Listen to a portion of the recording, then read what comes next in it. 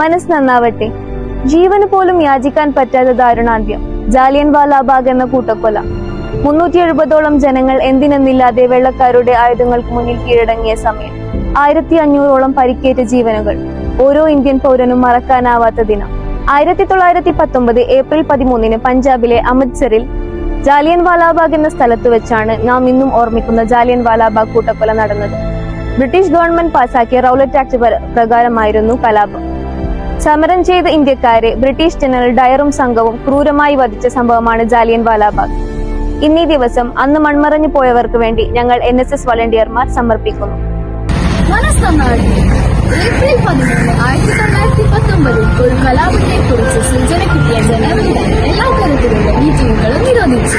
ഈ സമയത്ത് ഏതാണ്ട് 20,000 ആളുകൾ ജാലിയൻ വാലാബാഗ് എന്ന സ്ഥലത്ത് യോഗം ചേരുന്നതായി വിവരം നൽകിയ ഡയർ തന്റെ ഗുർഖ റെജിമെന്റുമായി അങ്ങോട്ട് നീങ്ങി.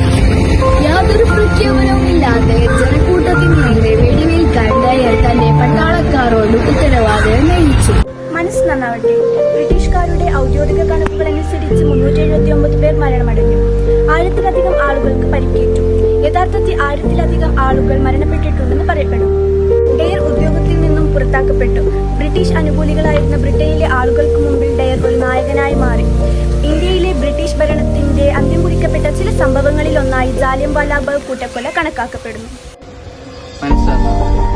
ബ്രിട്ടീഷ് ഇന്ത്യയുടെ ചരിത്രത്തിലെ ഏറ്റവും നാണംകെട്ട സംഭവമായിരുന്നു ജാലിയൻ വാലാബാഗിൽ നടന്നതെന്ന് മുമ്പത്തെ ബ്രിട്ടീഷ് പ്രധാനമന്ത്രി ഡേവിഡ് കാമറൂൺ ഇന്ത്യ സന്ദർശനത്തിന്റെ അഭിപ്രായപ്പെട്ടു. മനസ്സ് നന്നാവട്ടെ.